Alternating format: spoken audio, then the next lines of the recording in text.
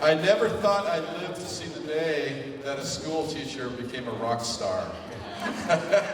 But it's well deserved. It's about time, right? We do have a rock star in our midst tonight, Mr. Paul Andersen.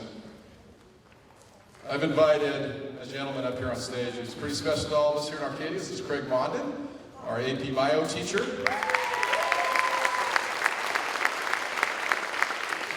It was Craig who actually brought Paul Andersen's name before us for the very first time a couple of years ago, right? Yeah. So talk a second about how you discovered it. Well, I use a method of education called flipped classroom that makes my teaching a little more effective. So the kids are able to go and watch his videos online to teach the subject matter that I'm just about to teach, and it makes the classroom so much more efficient. You know, it saves a huge amount of time for a huge amount of subject materials. So he's easy to listen to, he's brilliant, and I'm kind of doing the rock star thing myself, so. So today we toured Paul around to several of our schools. You had a chance to see a second grade classroom at Baldwin Stock, or see kids actually creating jack-o'-lanterns with a 3D printer. It's really, really pretty cool. And then we were up at Dana Middle School where we saw some wonderful things happening in science, and we took them over to the high school. And when we walked into Mr. Mondin's biology classroom, he got a standing ovation. At first I thought it was for me, but it actually was for Mr. Andersen. It's pretty amazing to have somebody walk in that the kids had never met before, who you really haven't seen on ABC or CBS or NBC, and every kid in the room knows who he is. It was just phenomenal to see. And he was so natural with the kids. Today I noticed that he was happiest when he was talking with kids. So I got to say a few things about him. You want to help me out here with this? Sure. All right, he's going to read off my phone here. At the top. Okay. So he's been teaching in Bozeman, Montana for the last 20 years. In addition to teaching, Paul has created hundreds of YouTube science tutorials that have been viewed by millions of times by students around the world. Paul is currently in the second year of a 2-year sabbatical from Bozeman High School. He was the 2011 Montana State Teacher of the Year and was one of the 4 finalists for the 2011 National Teacher of the Year.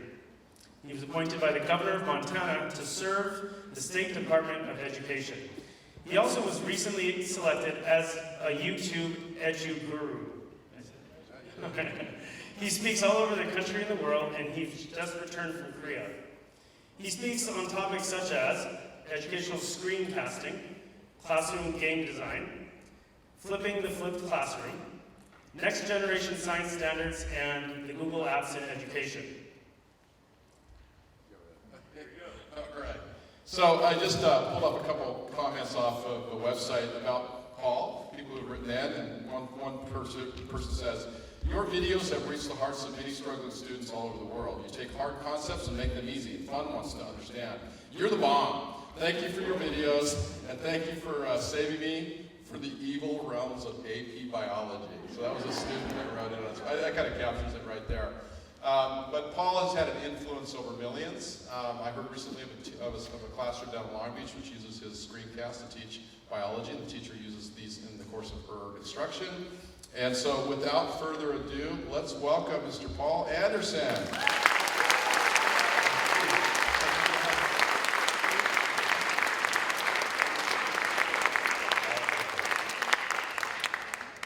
Well, thank you. I wanted to just stay back there and just let you guys keep talking, and that was very nice. Thanks for having me. I kind of am almost emotional. I spent an hour with a number of your students. I don't know how many were there, maybe about 30, and we talked about, the school and what works and what needs improvement, and your kids are amazing. You guys are amazing. I won't stand there. You guys are amazing, and so thanks for letting me come. It's been a pleasure, and I look forward to sharing some things with you guys tonight. First of all, when I was going around with Jeff Wilson, I don't know where he is. There he is. He said when we were driving around town that this is Mount Wilson. Are you guys familiar with this? Okay, this is new to me. And so when he said that's Mount Wilson, immediately I knew where I was, and I knew the significance of Mount Wilson, and that's because I'm a science teacher. And so if you don't know the story, Mount Wilson was maybe the location of the greatest scientific discovery of the last 100 years. And it's right in your back door. And so I would imagine that you know this person, Albert Einstein. Do you guys know who this is right here? Anybody? Yeah. Yeah, that's Edwin Hubble. And so Edwin Hubble grew up in Missouri, if I remember right, and was a famous astronomer. And when the Hooker Observatory came online, so this is in 1917, I think, for the next 30 years, it was the telescope in the world. And so Edwin Hubble started looking at things in the sky, and he saw things that are called nebulae back then, but they didn't know what they were. And the first thing he was able to discover is that those were galaxies, and we're in just one galaxy, and there's tons of galaxies out there. But he didn't stop there. He started looking at how they were moving, and what he found is that no matter where he looked in the sky, everything was moving away from us. And so what he discovered is that we live in a massive universe, and it's ever expanding. And Einstein's theory of relativity had predicted this earlier, but what he did is said we couldn't live in a universe that's ever expanding, so he entered in what's called a fudge factor in a lot of it, and he said it's the silliest thing he ever did in his career. And so he's in this picture with Hubble looking at that. And so for me, that's cool, because I'm a science teacher and I love to understand the world and the way it works. I got an email from a woman just yesterday, and it said this. Oops, let me go back for a second. It said this: "Thank you, Mr. Andersen. I'm a 61-year-old freshman in college." And that is awesome. Like, I love that idea that, I think it was Gandhi's quote, who was, learn as if you'll live forever and live as if you'll die tomorrow. I probably butchered that. But what's interesting is Hubble was kind of early in his career, he wanted to be an astronomer from the time he was a kid, and his dad said, you should be a lawyer instead. And so what he did is he followed his dad's advice, and he went to Oxford and he studied law, and he came back and then studied law as well, and practiced law, and then his father died. And then he really did what he wanted to do. And so at 25, he went back to school and started all over again. And I think we're all lucky that he did. So anyway, this is a picture of an aphid. I was at a conference in Minnesota about a year ago, and it was a science conference where a bunch of teachers come together and we learn from other teachers. And there was a woman there who was presenting, and she was, I'll just call her the aphid woman. And so what she did is she brought in a series of plants. And on half of the plants, she put aphids.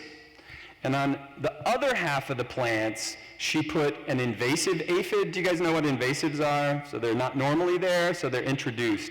And so what she did is she put normal aphids on one, invasive aphids on the other, and then she just let them go for a week.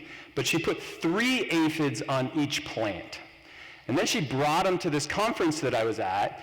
And so what we were doing in her session is we were counting the aphids on the plants. And I'm old now, so it was hard to see because they're really, really small. But we're sitting there, and in the back of my head, there's this question that's like gnawing at me. And the question is, why did she put 3 aphids on each plant? Does that make sense? I didn't know why, and I didn't know how aphids reproduced, but I was surrounded by a bunch of other science teachers who knew who I was, and I didn't want to look like an idiot. And so I just kept counting aphids. And then finally it was kind of wrapping up, and I was, like, I really wanted to know. And so I raised my hand, and I go, why did you put 3 aphids on each plant, and how do aphids reproduce? I have no idea. And her demeanor just changes, and she's like, oh my gosh, aphids reproduce in the coolest way. So if you're watching aphids, like you're watching it carefully, like another aphid will just come out of the butt of one aphid. But then another aphid comes out of the butt of that aphid, and then another one comes out of that aphid. It's called telescoping generations. If you're having a hard time wrapping your head around it, it's like this. So there's like aphids all the way down inside the big aphid, and there's no males. It's all females. Males are rarely made. And so that's all I could think about for the next month was just aphids. And all of these teachers all of a sudden got fixated on aphids, and they're studying aphids. What's the point of this? Like, right now, you should have a question in the back of your head. And I learned this in college. You should always have a question in the back of your head, something that you want to ask. And it keeps you awake in college. I remember that. But it's the only way we can kind of push the discussion forward. And so today, what I'm going to talk about is why are schools changing? I put a website together, so if you want access to this or anything I do over the next day here, I just made a little Google site. And so you could take a picture of that if you wanted to, or you could remember it, bit.ly/Arcadia15. Or you could be like, I'm just going to wait to the end because he told me at the end it's just going to sit up there for a long time, and so I can kind of jot it down at the end. But what I did, I'm a really big proponent of, I don't like to print paper, and so I try to go paperless. And so everything I have, you can kind of get access to later. I've got a website called bozemanscience.com. That's where I organize everything, and then I'm on Twitter, which there's about 5% of us in here who are also on Twitter, and we just talk to each other. And so that's important to some of you. And so today, this is the flyer, this is why you came. And so if we look at it, so I wanted to go through it. We're going to do a lecture and then a Q&A. And so I'm going to talk for a while, and then at the end, you're going to be able to ask questions. We've got some microphones in here, and so you can fire away at me, and I'll do my best to kind of answer the questions. I'm a world-renowned science teacher, they wrote up in the program. I don't think these words have ever existed together before. Like, science teachers are not world-renowned, and I'm clearly not world-renowned. But I think it's interesting that, I don't know, I think it's interesting that kids want to have their picture taken with me. I just find that odd. But it speaks to how the world has changed. Like when I was young, I wanted to have my picture taken with like movie stars. But those don't really exist anymore. We've got YouTube stars, and we've got Instagram stars, and we got Vine stars. And we don't even know that it's there. When I say we, I mean adults. We don't even know this exists.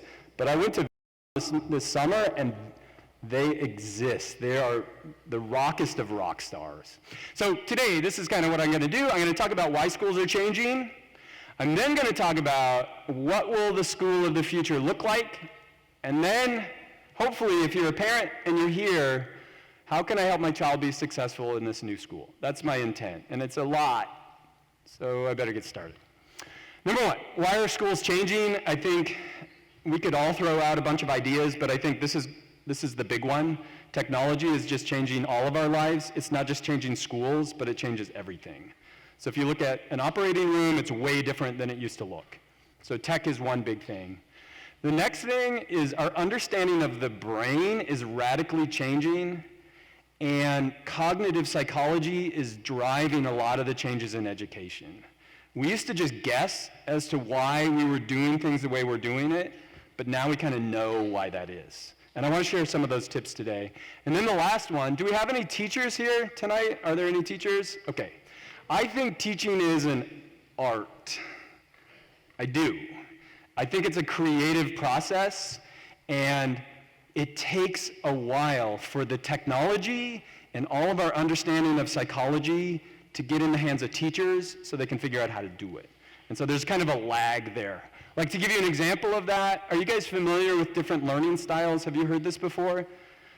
Like, you use, I'm a visual learner. Have you heard that? I'm a kinesthetic learner, or I'm an auditory learner. And that you've learned that maybe I have to learn in a specific way. In education, we know that research doesn't really back this up. That a lot of that research has been debunked over the last 10 years.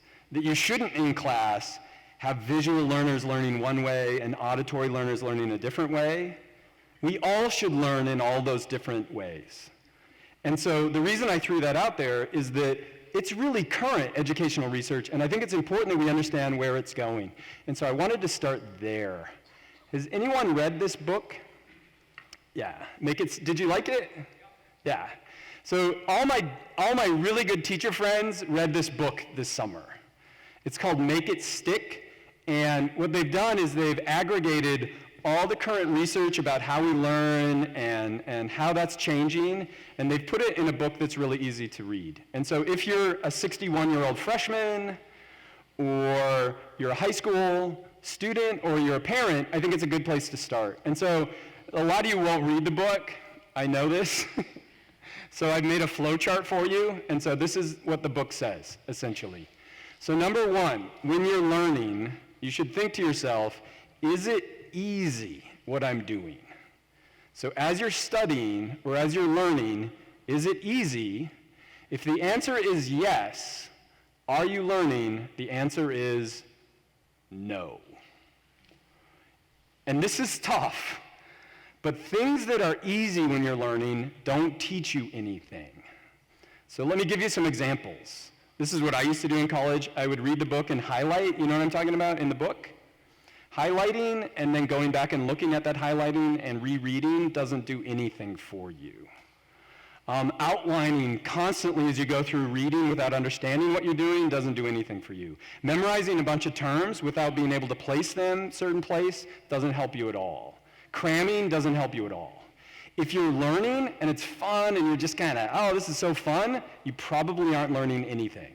You're probably just having fun. If it isn't easy, are you learning? The answer is maybe. It depends on what you're doing. And so this is sad news. I'm sorry to tell you this, but if it's easy, you're learning nothing. In order to learn, it has to be a struggle. It has to hurt. Sorry, but it does. Otherwise, you're not going to learn anything. But think on your life. You know that's true. Like, when did you really learn something? It's usually when you were struggling. So it kind of flies in the face of, have you heard this 10,000 hours rule? That if you want to get good at something, all you do is just do it for 10,000. I mean, I read the Malcolm Gladwell as well. Like, this is not true. You can't just do something over and over again and get better at it. You have to practice in smart ways. So could I grab a couple volunteers? Could you guys come up here for a second? Yeah. You two right here. Yeah, come on. You can go over there if you want to hit the stairs, or if you think you're athletic, you can. Okay, yeah. Anybody want red? Do you want red? Okay. Okay, you hold that. Okay. Okay, you come down here. So you're here. So if you would grab that. So you got to stand behind the line. Does that make sense? And red goes first. So you're going to try to throw it in there. Nice. All right, very good. Yeah. Here, you got two more. Go ahead. Yeah. Okay, now you go. Nice. Go collect those. You should get 3 of them and then come back again. Okay, so this is a study that was done. So what they found, and they did this in kindergarten, so red goes first. Yeah, you go ahead. So what they did is they had kids throw beanbags in a little bucket. Like, focus, man. Nice. Good, go get him again. Yeah, go get him again. Yeah, that's good. So what they did is they had kids throw beanbags into a bucket. Red goes first. Yeah. And they just practiced this every time they came to class. They would practice it, and now some of them, nice.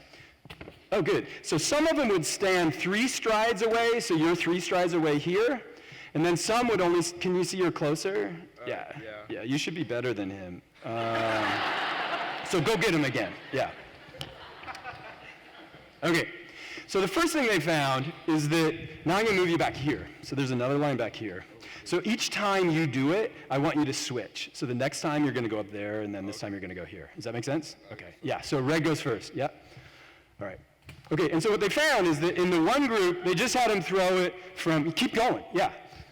They had him just throw it from 3 away, and the other one would throw it from 2 away, and then 4 away, and then 2 away, and then 4 away. Does that make sense? Over and over and over again. And so they keep going like that. Yeah, you're 2 now, and then you're going to go to 3 on the or 4 on the next one. You're just bad. I'm just kidding. No, you're doing good. All right. So what we found, keep playing it. You keep going to 3. Yeah, you keep going to 3. You're going to switch back and forth. So what you should do when you're learning something is that you should vary it. You shouldn't always be doing the same thing over and over again. You should try this, and then you should try this, and you should try this, and you should try this. Now this applies, you could say, in a lot of areas. Like think about mathematics and math problems. Do you remember doing math problems? The way I would do it is I would do one problem and then do a similar problem over and over and over again. What we're finding is what you should do is you shouldn't do that at all. You should do an easy one and then a hard one and then a medium and then an easy and a hard. And so you should be varying what you're doing back and forth. So that's the first bit on practice. What's the next bit? Yeah, you keep going. You keep throwing. Yeah. Next thing, come over here. So the next thing you should do is that, you keep going, is that you should space it out. And so occasionally you should take a break that lasts a really long time. Yeah. A day. So you should do it this day, and then you should take a break, and then you should sleep and eat and hang out on stage and do stuff like this. Instead of just keep going and going and going, you should take a break. And what we find in learning is that your brain needs that time to make sense of what you just learned. They did this with heart surgeons, and they found if they could space their training out over 4 weeks versus just one day, they're way better at learning.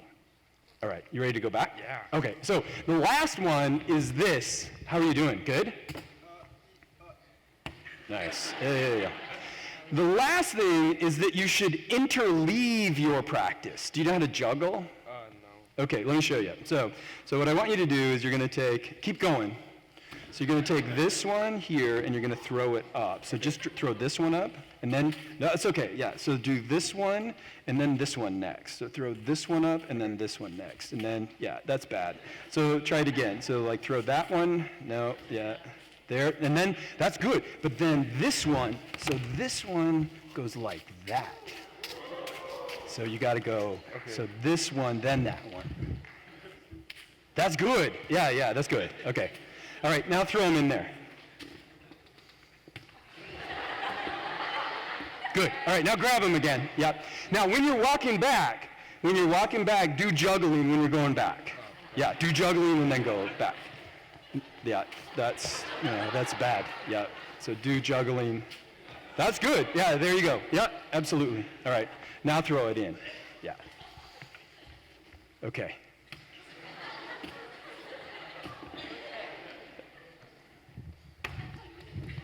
Okay, so those things, yeah, here you got it.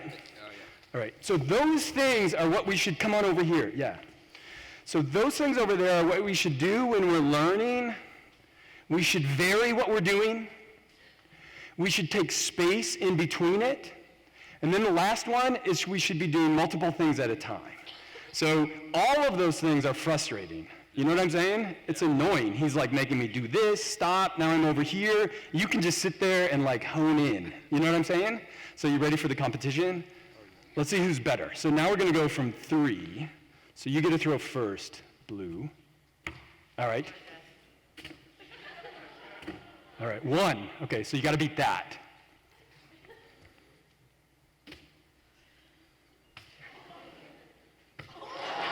Nice work.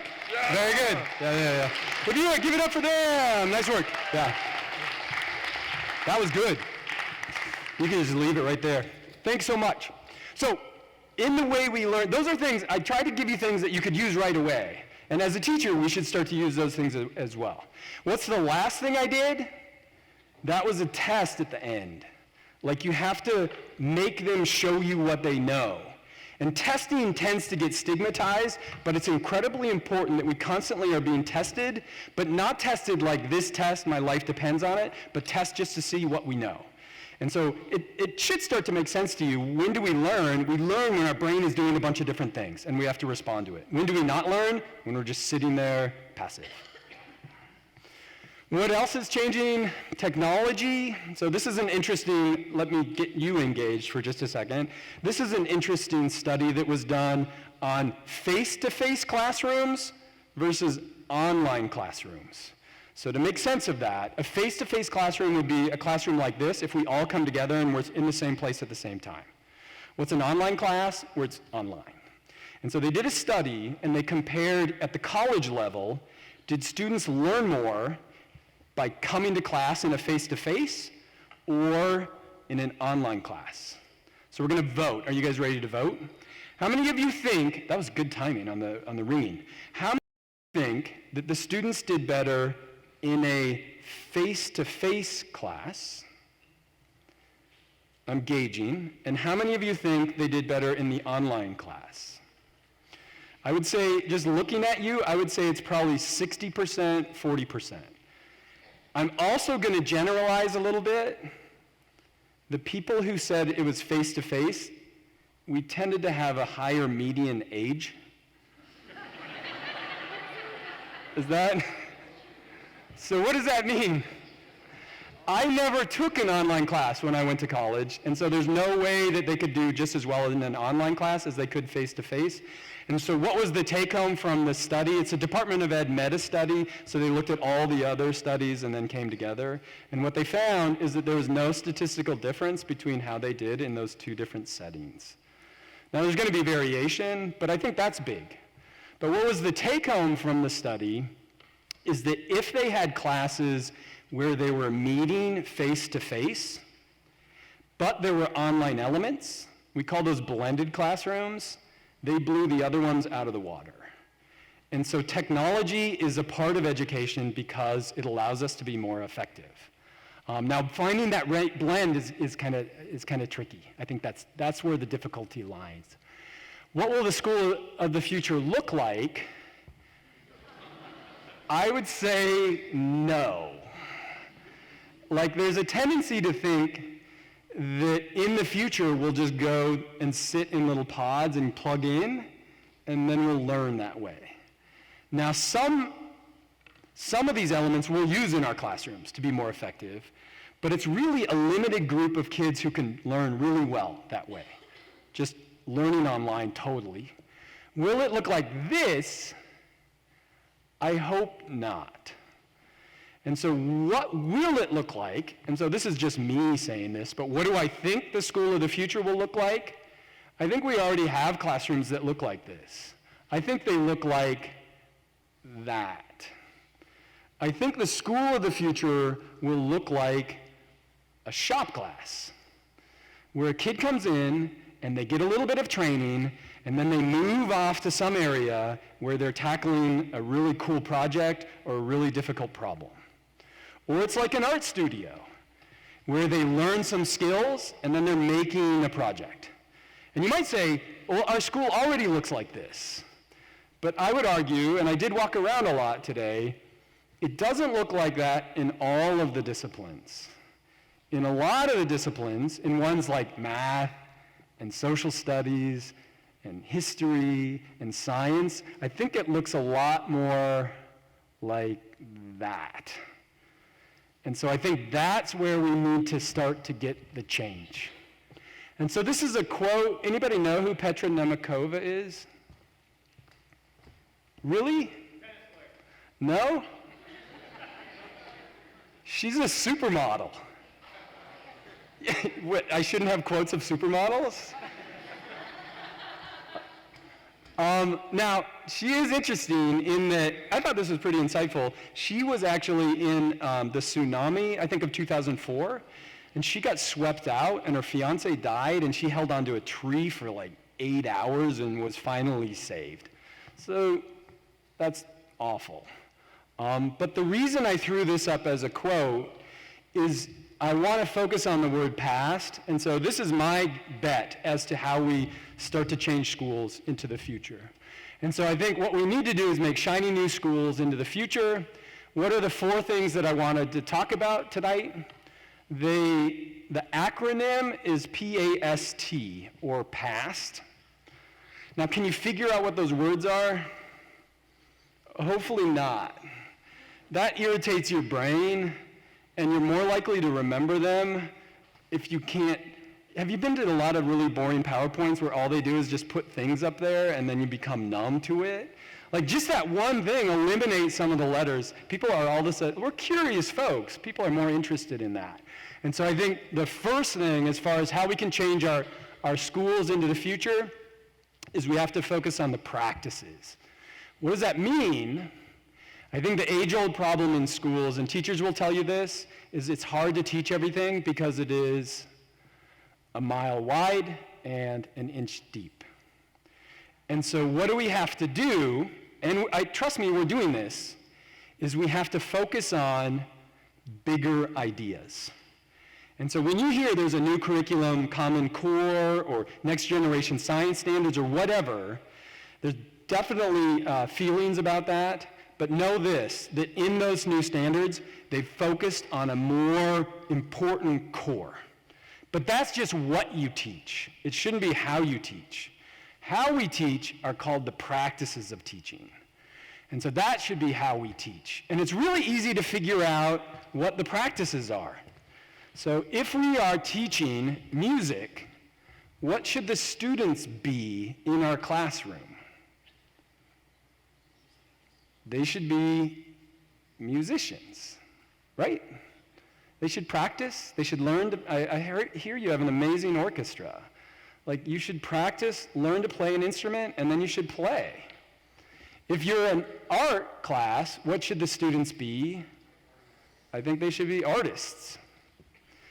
If you're a math class, what should they be? I think they should be mathematicians. And I've got a bunch of nerdy friends who are mathematicians. And they don't, trust me, they don't do problems over and over again that start easy and get harder and harder and harder and are all built on one kind of, some kind of an algorithm to solve it. What do? They sit around and drink coffee and talk to each other and think about really hard problems, and then they're on the computer for a long time. So that's what mathematicians do. They're presented with a really hard problem, and then they have to figure it out. What should you do in a writing class? You should be a writer. You should make something that not just the teacher reads, but everybody reads. You should have an authentic audience. What should you do in a history class? I think you should be a historian. Like what do historians do? They do memorize dates for sure, but what do? They try to take a position and defend that position. They make a claim and try to use evidence to support that. And so I think that's kind of what our classes should look like. That's what the students should be doing. But the trick is that practices like that require a lot of practice. And so I don't know if anybody's seen this video. Anybody seen this one? This is my friend Dustin. It's called Smarter Every Day. He's a rocket scientist in Alabama, and he makes some amazing videos. And in this one, a friend of his, who's a welder, had made a bicycle, and this is how the bicycle is set up.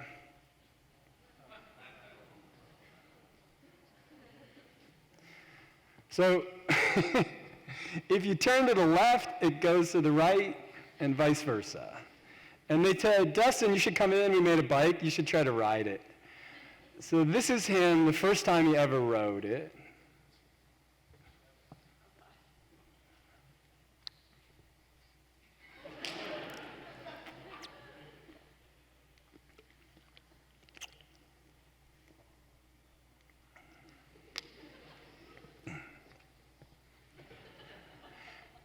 He told me, like, this is so frustrating.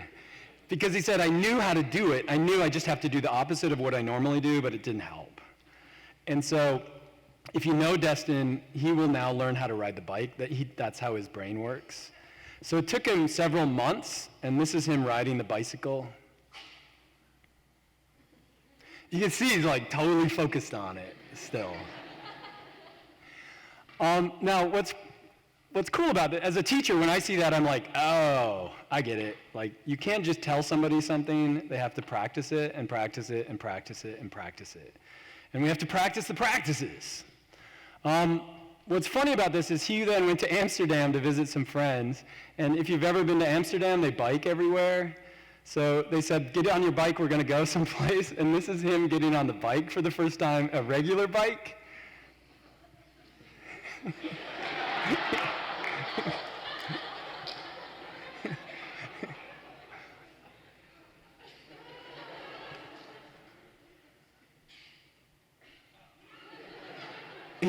like, they thought I was joking, but I cannot ride a bike anymore.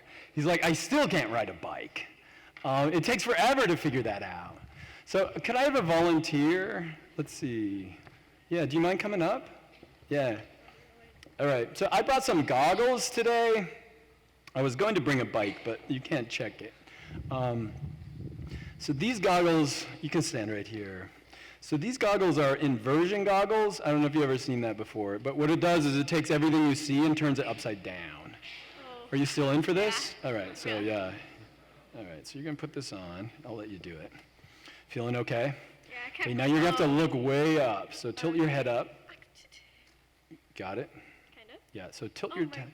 Oh. All right. Oh, hello. Yeah, hi, how are you? Okay.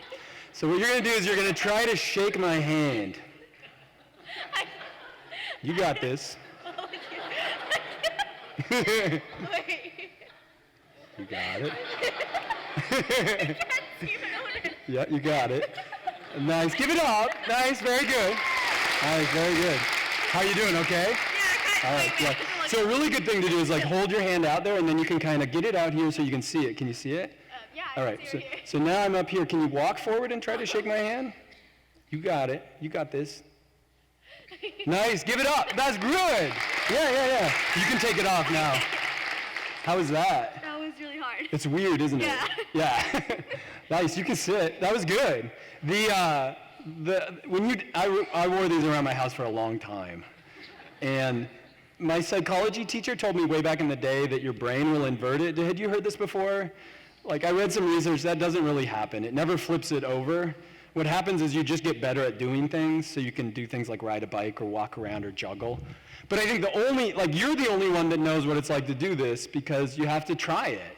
And I could explain to you how it works, but you have to practice. You have to practice, you have to practice, you have to practice. So homework, yay!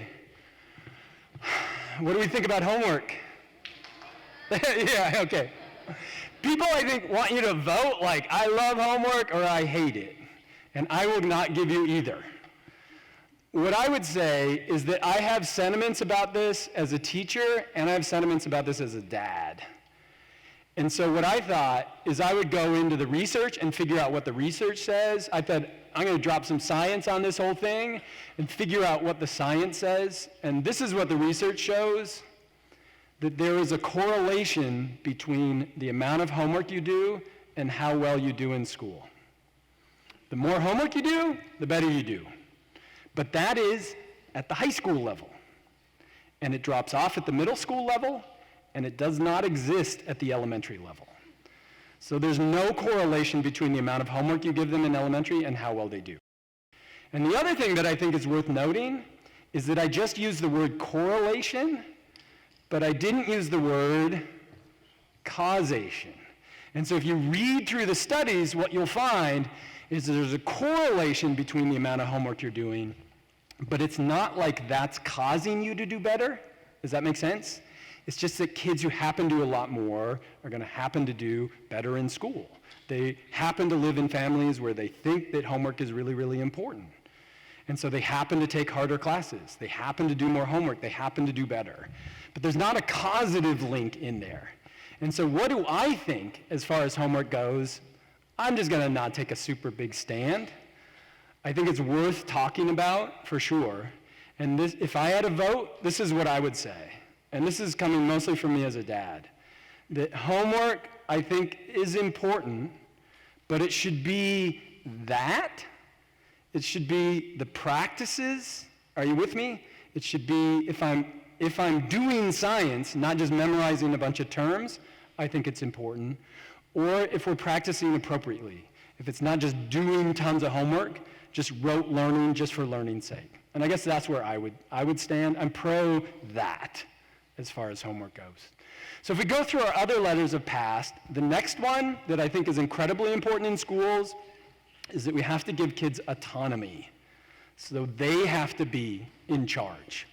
I don't know if anybody listens to This American Life. Anybody? There was a really profound episode I listened to about this guy, William Cimillo. And William Cimillo drove the bus route in New York. And one day he simply had it.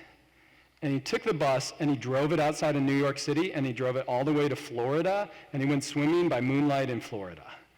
And then he called back to the bus company and said, I'm in Florida, could you wire money?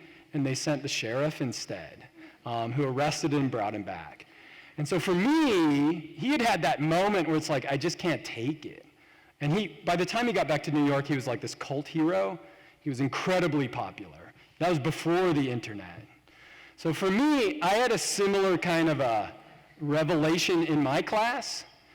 So this is my old computer, and in class one day what I did is I hooked up Angry Birds on my computer and I just put the word play next to it, and then I left as the kids were coming into class.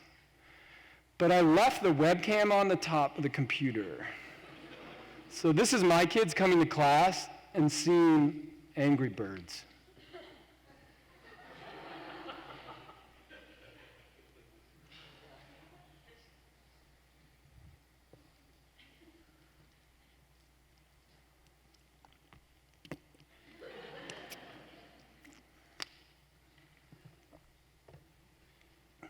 I thought it was cool how they just took turns.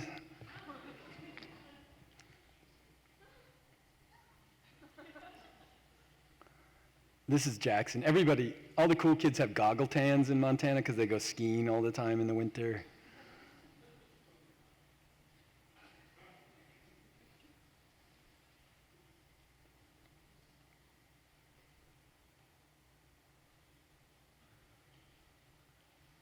Boom. Yeah. So for me, in my AP Bio class years ago, so this is like 5 years ago now, I saw this video and I was like, that's not the look I get from my kids in class. Like, I get a glazed look. And they just sit there, chilling, hanging out, and I'm really working hard, and I know AP Biology fairly well, and they didn't seem like they were working as hard as I was. And so for me, I said, I have to try something new. And so I said, I'm going to turn my classroom into a video game. And so what I did is I spent a whole summer. I made 55 videos. I organized my class. I had all these different levels in the class, so the kids would enter as an avatar, and they would get points for what they did and move up like a leaderboard. And so I just spent all summer working on it. And so then when they came in the fall, I stood in front of them and I said, hi, I'm Mr. Andersen, welcome to AP Biology. This classroom is a video game, and they all looked at me like weird. And then I said, in here, I've got some iPads, so you go grab one, it's gonna take you into the class, and I'm gonna be on the side. I'm not gonna be standing up here lecturing and doing everything. I'm gonna be a guide on the side, not a sage on the stage. And so I want you to go into the class, good luck. And then I stood on the side of the classroom, and I was so nervous, because I'd really bet everything on this working. And it did, and didn't.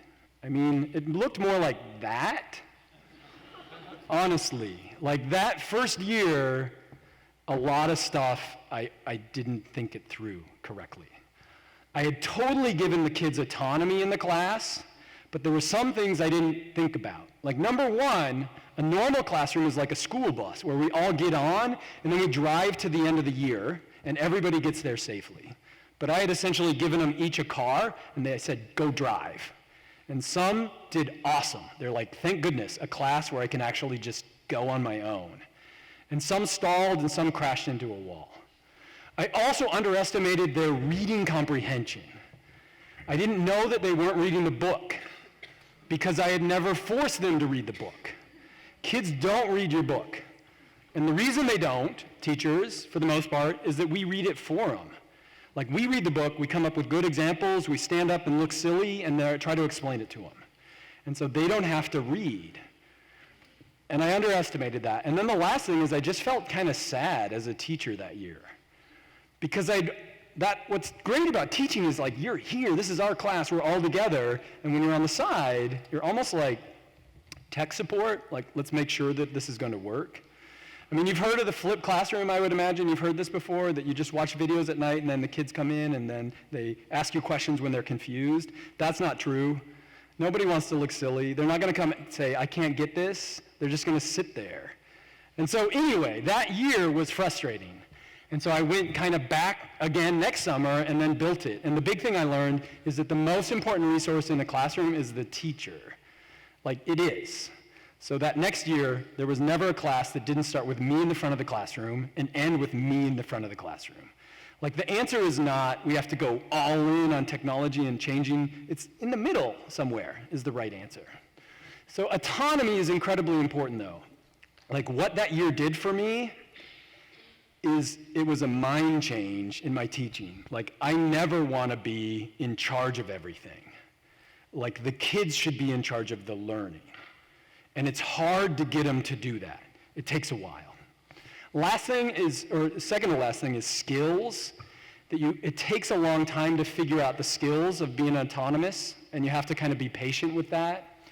This is the second video that I ever made, and it was bad. And I know it was bad because the kid said, "That's bad." So the first video I ever made, and you'll never see them, is on photosynthesis. And I sat in my house on a couch, and I put my laptop on my desk, or my laptop on my lap, and I'm like talking about photosynthesis, but I get nervous and my legs would move, and so the camera would kind of move like that. And I talked for about 20 minutes about photosynthesis. And I was really excited when I was done.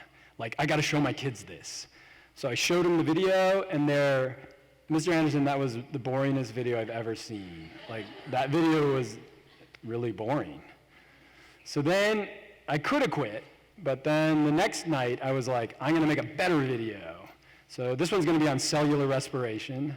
So what I did is I downloaded some music, like techno music. So that's playing in the background. And so there's this like, there's like this music going on. And then I'm talking about cellular respiration. And I make it a little shorter, and I stabilize the laptop. And I'm like, they're going to love this one. And I brought it in, and they're like, Mr. Andersen, remember what we said about that video being the worst video? Like, this is the worst video. Like, I don't know if you noticed, but you had music on or something, and I could not understand what you were saying because there's this going on in the background. And so the key reason I throw that up there is it takes a long time to pick up the skills, to be autonomous, to do these things. And so in my class, I set the standards in my class really high. But it's only fair to set your standards really high in your classroom if you give them the scaffolding to get there. So your kids should be autonomous in class, you should be autonomous in class, but you have to give them the skills to reach that height. You have to teach them how to learn on their own. So for me, this is the first lecture I give at the beginning of the year now. It's called Proper Group Size for Learning, because I want to tell them how big is the group that you should be in when you're learning something. And it's so important that I made a really bad poem that goes along with it, and it's in the front of my classroom. And it goes like this: 1 is for learning, private and active. 2 is for teaching, it goes both ways. 3 is for working, the job divided. 4 is for nothing but wasting the days. And so what does that mean? In my class, if you want to learn something, you should be by yourself, quiet, active, studying. Like, you shouldn't have Facebook on. You shouldn't have all these other things going. You shouldn't be distracted. If you want to teach somebody something, what's the greatest number? 2 people, like me and a student. And so my class now has tons of time where I'm working with kids in small groups. I find in labs, like, groups of 3 work good, and I would also find that if kids are sitting in groups of 4, they're generally not doing anything, and that's something that I have to deal with, like, right away. And so my class, everybody's like, your class must be so much fun. It's like, it's a struggle. Like, my kids are working all the time, and there's no, like, just hanging out time. It really does take a lot. And this, I think we have to apply to everything we do in our classes. So in everything we teach them, you have to start at the lowest level and teach them those skills. We were talking in AP Bio about this today. Like, it takes almost till Thanksgiving before that starts to click in the teaching. But you have to work towards that. And then the last one is tech. And for me, technology allows me to do everything that I do. So for me, like, my big technology that I use something called Moodle. I use videos, I use iPads, I use Google Apps. Like, this is the arsenal of what I use in my teaching. and I've crafted the whole class inside it. But all of that is way less important than what it does. For me, the technology in my class is there to get kids to the real as quickly as I can. And so what does my classroom look like? It's kids doing science in class. The technology is not what you see. You see the kids talking, you see the kids arguing in a good sense, you see them providing evidence, like that's what they're doing in class. And the tech just allows me to do it. That's, I think, the role of technology. And so that's my list of what the future we should strive to do. And it's hard. I mean, it's really hard to get to that point. And so the last thing then to cover, and I think I'm doing okay on time. Yeah. The last thing is, this is just a guess. Like, what can you do as parents to help your kids do well in this new school? Like, one, I think you should understand how kids learn. You should understand the new research on how kids are learning and how we can work towards that. I think important lessons for me as a parent and for all of us is that time is finite. Like, our kids only have a limited amount of time. And so you have to figure out how can we use this time most appropriately. The one thing I find in my students is they don't sleep enough. I think that's the biggest thing. I mean, I have kids who, they'll tell you they get 6 hours of sleep, 5 hours of sleep at night. Like, you cannot learn that way. And so whatever we can do to make sure that they're getting enough sleep, I think that's huge. I think we have to realize that they have to be autonomous in school, but they have to be autonomous in their learning outside of school as well.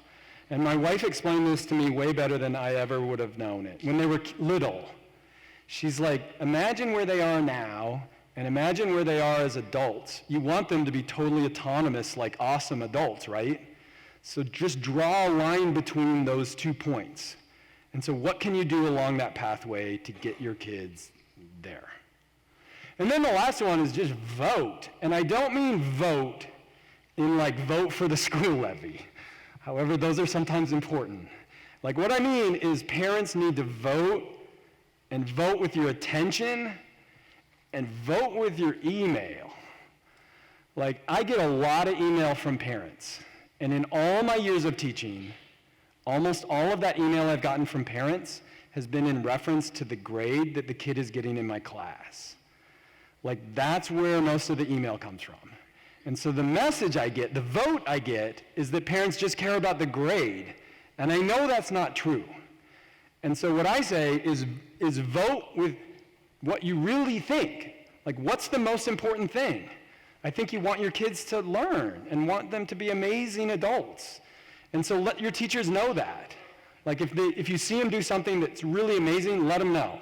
Or if you really don't believe in what they're doing, let them know. Like, nothing will change a school like an email. Trust me on that. And then students, like, I just spent a little bit of time with students, and I didn't really have time to aggregate a lot of their ideas, but I'll definitely share those with teachers over the next day. I asked them about what suggestions do you have, and guess what? Their suggestions are way better than mine. Like, number one, as far as your district, I mean, the big thing we talked about almost all the time was tech. Like, the big change at this district has been Chromebooks rolled out, and there's technology everywhere. And how do we use that appropriately? And I can't tell you how nuanced this conversation was about kids who were saying, it's wonderful, it's amazing, we got to learn how to use it, and some people saying, man, it's getting in the way of communication and things like that. Rules we talked about. I mean, people monitoring what they're doing and making sure they're doing the right thing. And I think we generally came to the consensus is that there should be basic rules that govern how you use technology appropriately, but those should just be basic. And then on top of that, kids should learn to be autonomous and how to use technology appropriately.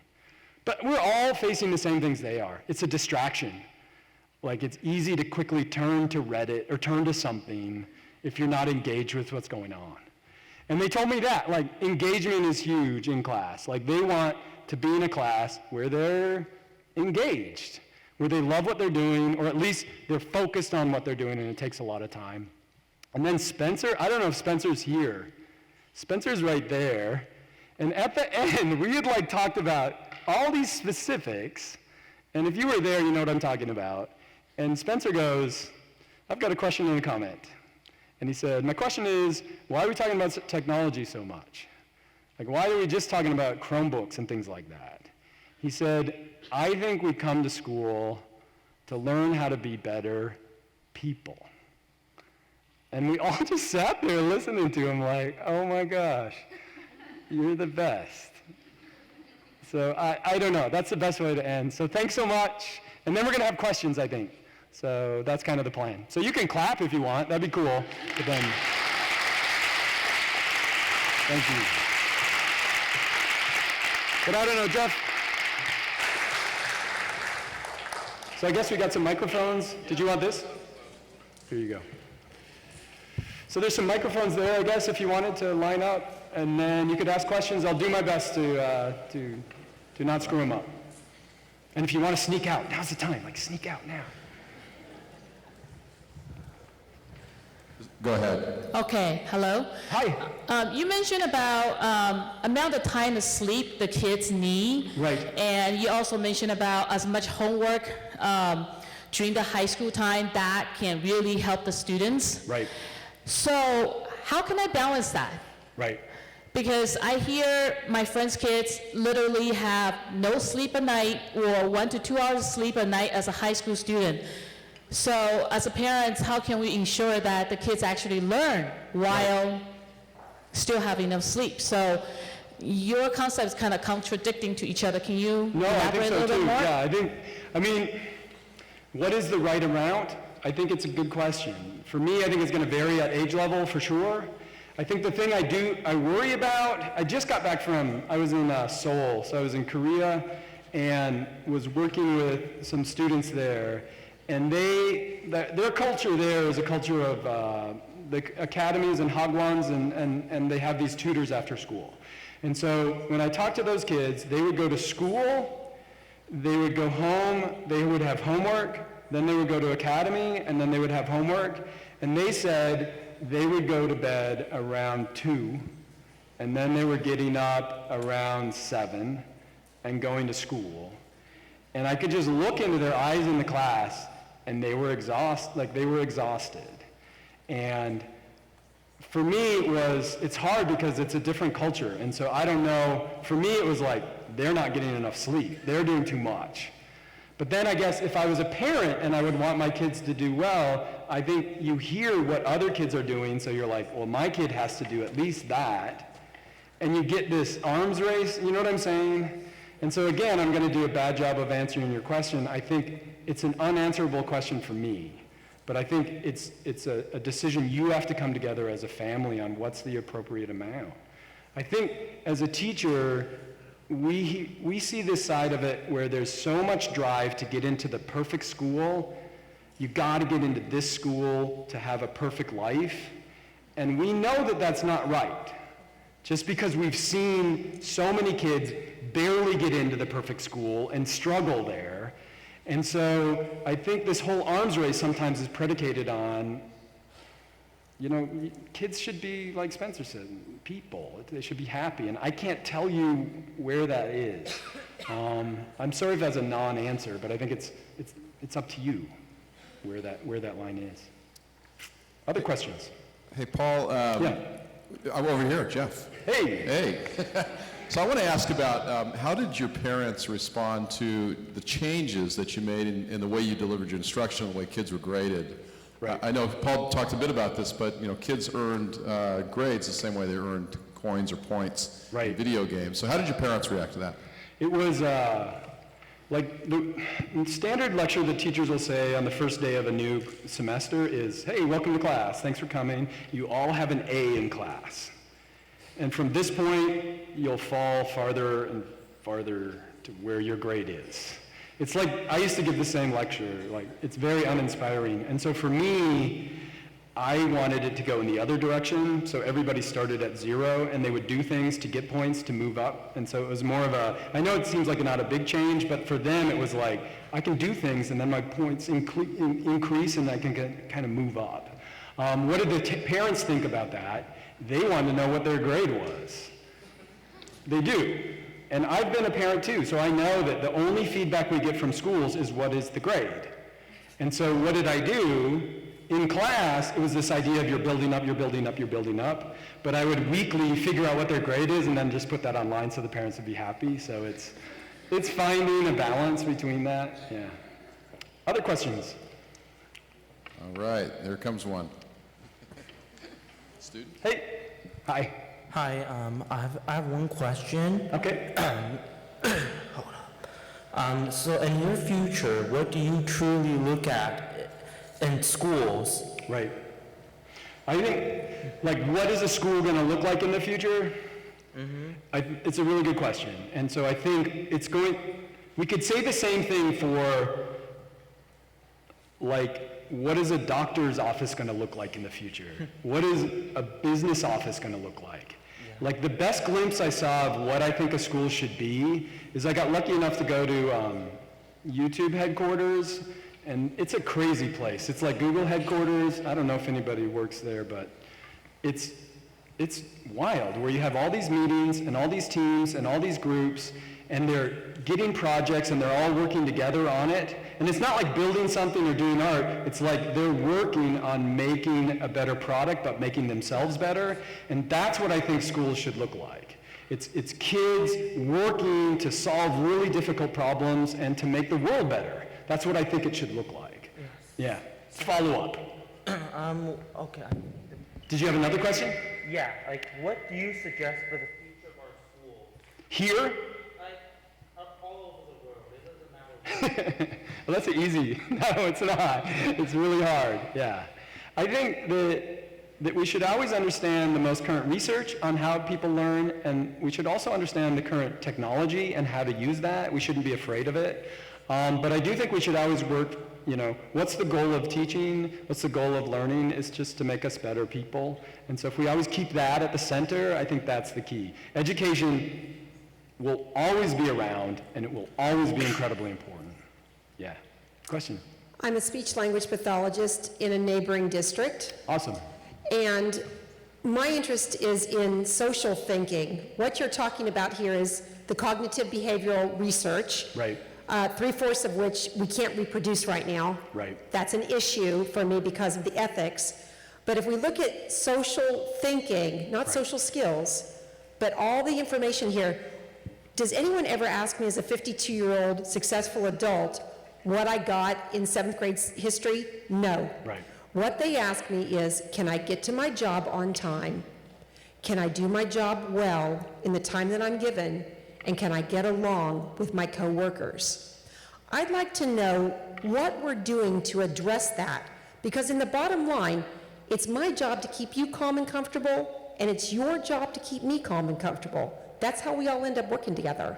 Right. Yeah, no, and I think I'm totally on board with what you're saying. I think the point that we should have is that I really agree with the first thing you said, that what do we learn in school? It's not facts and dates, and that's not the most important thing. You know what I mean? It's how can we, for me, it's how can we learn to learn? How can we learn to make the world a better place? But if we start saying that's our goal in school, our goal is not to do really well on this math test or our goal is to set towards those. Then we have to set the bar really low in teaching them how to do that. The discussion we had with the kids today was, this girl said, man, I just feel like we're so focused on the tech and what we're doing that we're not working on the personal connections between humans. Like the technology is getting in the way.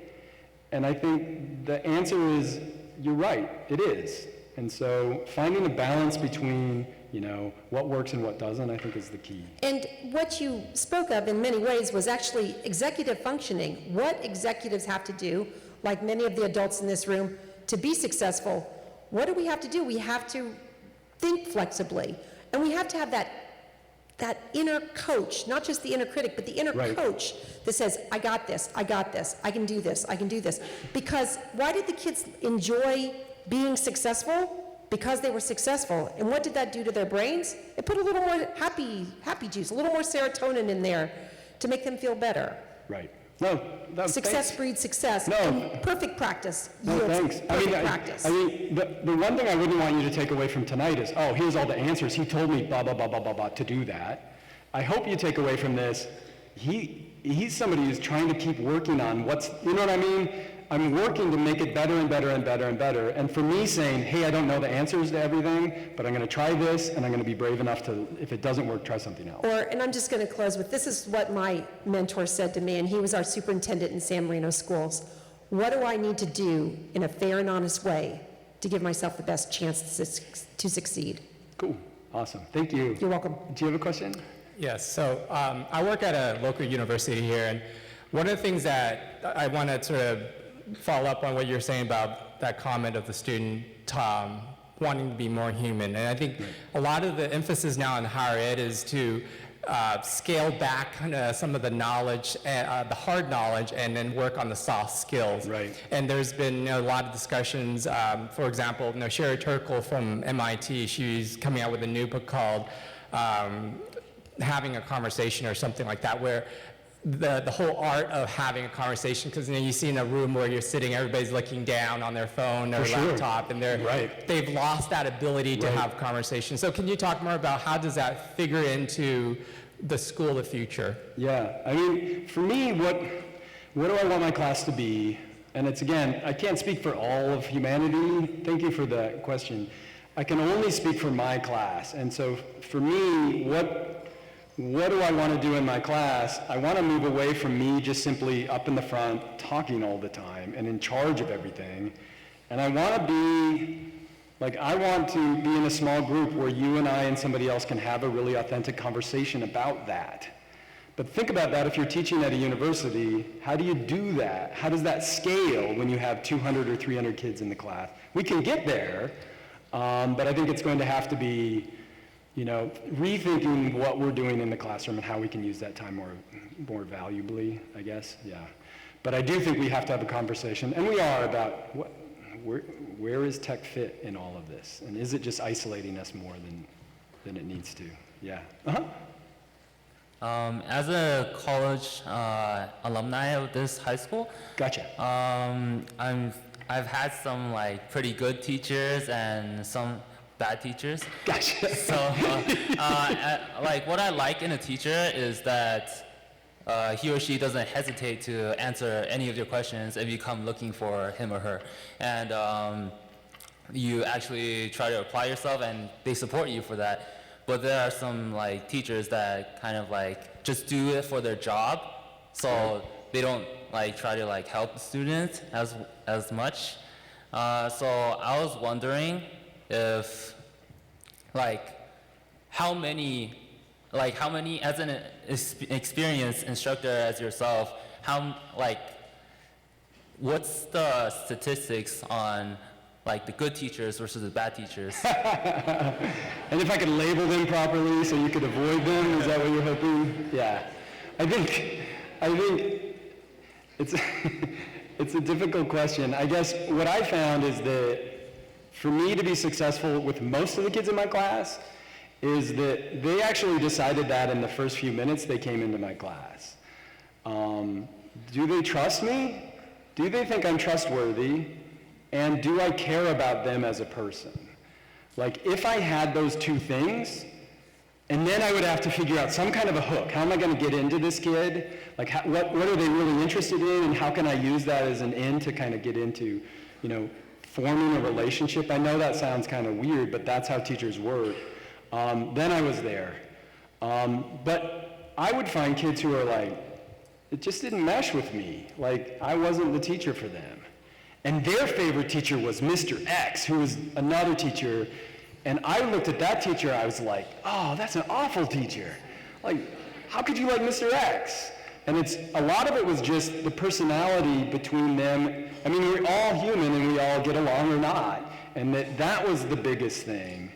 But I think that's kind of off topic to your question. I think what's the most important thing that we need to be as teachers is that we need to see it as a profession.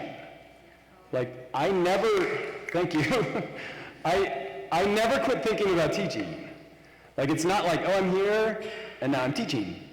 And then at the end I'm not. And I did have a lot of jobs where it was like that. I worked in a coffee place, a sandwich shop, and I got there, now I'm gonna do the coffee thing. And now I'm done and I go away. But teaching, it's never like that for me. I'm always thinking about it, and if I have free time, I want to talk to my teacher friends about it. And I think it gets a bad rap that it's an easy job, and it's not. If you do a good job, like it's not an easy job. And guess what? Like, you're gonna have teacher shortages here. Like, California's gonna face teacher shortages. Like, nobody's gonna go into teaching.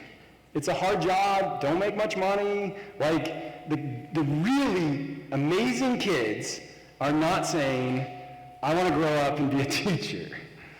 They're not. They wanna be a lawyer, engineer, doctor, they wanna be a computer scientist, and so, if you really think it's a problem, like, be a teacher.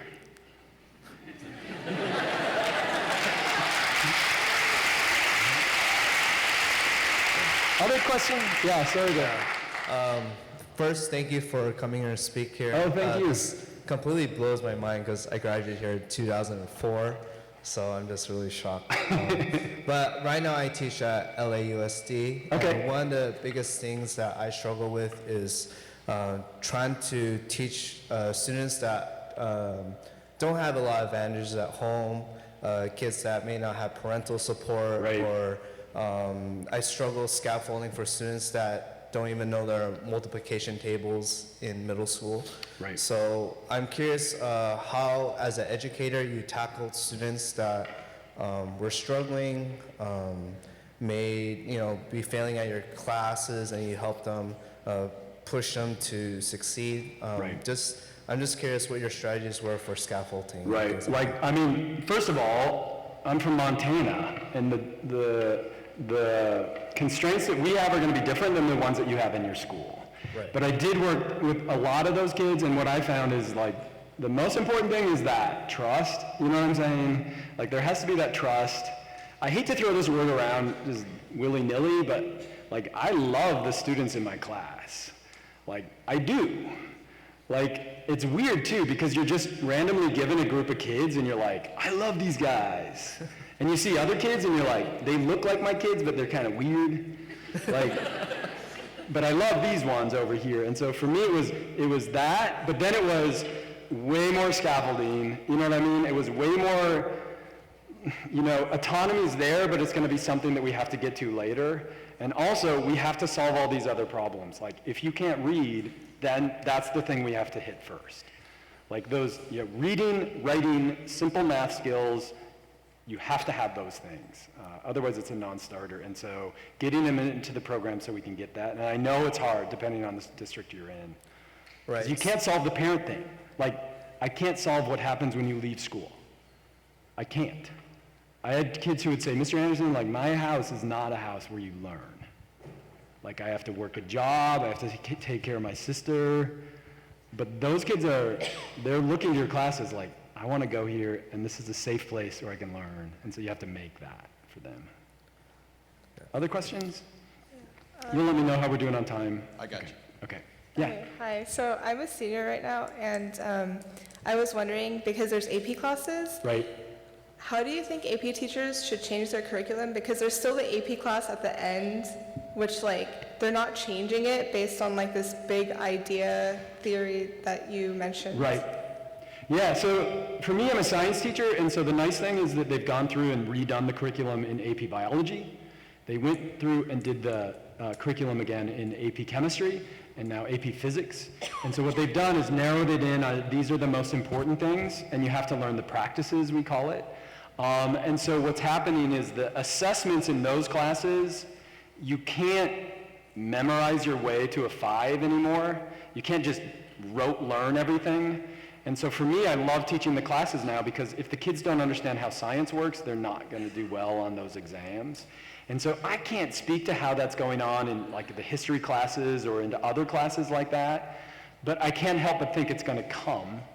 Like, that's where the movement is in everything, in the new science standards, in the Common Core. We're trying to get at these more core, what is the most important knowledge that you have to have. And so I would say to teachers like that, future-proof your class. Like, you got to move in that direction to having kids be historians or be artists or whatever. I think it's going to come.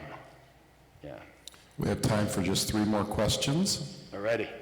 Hey, So for AP classes in Arcadia High, like how much practice do you think a person should get? And like, how do you think people can prepare for the reading comprehension in the free responses since they require a lot of reading and critical thinking? Right, yeah, I think it's, as students, a lot of the time students who take AP classes don't really understand what the test is going to look like. And so there's so much available online that kids can go do. And so go to the College Board, figure out what's the test going to look like, look at a bunch of sample questions. They're all out. Like if you're talking about FRQs, for example, you could look at all the FRQs that have ever been asked. And so what I always have my kids do, and we'll do this in class as well, is just sit down, don't write the answer to it, but just read the question and outline what your answer would be. And then put that to the side, and then look at the rubric and figure out how it was actually graded. And then do it again, and do it again, and do it again. And so I think the best thing kids can do is have an understanding of what the exam is going to look like.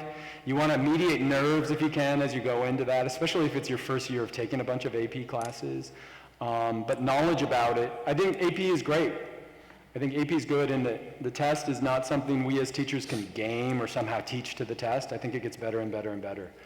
And also, like when I said the practices, I don't know if that made sense. Don't just learn the details. Like you have to start thinking in classes big picture. I'm in a science class, now I'm a scientist. Like that's a better way to think about it. Question? Okay, just first of all, thank you for coming to speak to us. Oh, yeah. I really like your ideas here because Thank you. I'm a big fan of new ideas. I believe that your ideas could pioneer our future, especially America's future. Wow. Sorry, I'm Thank you so much. sorry. I need a publicist maybe. Yeah, you're. Sorry. Are you looking for a job? Actually, I'm only a 7th grader. Okay. No, but that's not relevant to my question. My question is, because at our school, at our middle school, they came out with this new course called Math 7-8. They combine Math 7 and Math 8. So basically, Math 7 is in the first semester, and Math 8 is in the next semester. Gotcha. So it's like compressed together. Yeah. Okay. And my teacher, he keeps, like every week or two, maybe there will be a quiz or a test on the chapters, and yeah, he just keeps throwing these things at us, these new concepts, some of them which we already learned, some of them which are hard for us. I'm just asking, I just want your view on these new compacted classes. Yeah, I don't feel like I could answer, just I don't have enough information on it. I would not be able to give you a great answer for that. I would say it sounds like, I don't want to put words in your mouth, but it's not a good fit for you right now, if it feels like it's too much, and so... No, okay, I'm perfectly fine. I just want to say, I just want your view on these. Do I think it's a good thing overall? I can't even answer it. I'm going to be here tomorrow and be working with teachers, and so it's definitely a discussion that we'll have. We'll definitely talk about it. Now that you've asked your question, we can't help but talk about it, so... Okay, I'm sorry, this is going to have to be our last question here in the white. Yeah. Gentleman in the white, you can ask the last question. So I understand that you have this large vision of what school should be like in the future. Right. So I would like to know what your plan of action is and what we as students around here should also do to help enforce change to support our learning. Yeah, it was really good. And so for me, I think the hard thing about teaching is it's just your head is down and you're always focused on what do I do tomorrow, what do I do tomorrow, what do I do tomorrow? And so I've taken a couple of years off and I've been traveling a lot, but it's allowed me to focus on bigger picture things. And so for me to kind of, what am I interested in? I'm spending tons and tons of time at the lower levels with elementary kids because I think science is something that falls away at the elementary. And so that's kind of my new passion. That's what I'm focused on. That's one of the things I'm focused on. But I think for you as students, and this has really resonated when I was meeting with the students today, is that they have incredibly thoughtful ideas about how schools can change and should change. Right. And it was almost like it just opened up as we were talking. And I hope that you start having those conversations with your teachers. Like teachers love to talk about education and why they're doing what they're doing. And I think you just let them know, not in like, you're bad, and this do what he does. Right. No, but like, have you thought about this, or I'm really enjoying this? Like, I think we all have similar goals. And so if you can work together, I think that always is better. Okay, thank you. Awesome. Hey, you guys, thanks so much. Hey, before you get up and leave real quick, you know, there's hundreds, thousands of speakers you can invite to come to events like this. I just want to tell you that the fact that our Board of Education, I want to recognize Kay Kinsler, our board president, sitting right down here, and Lori Filippi, one of our board members, sitting with our superintendent, David Van Osdal.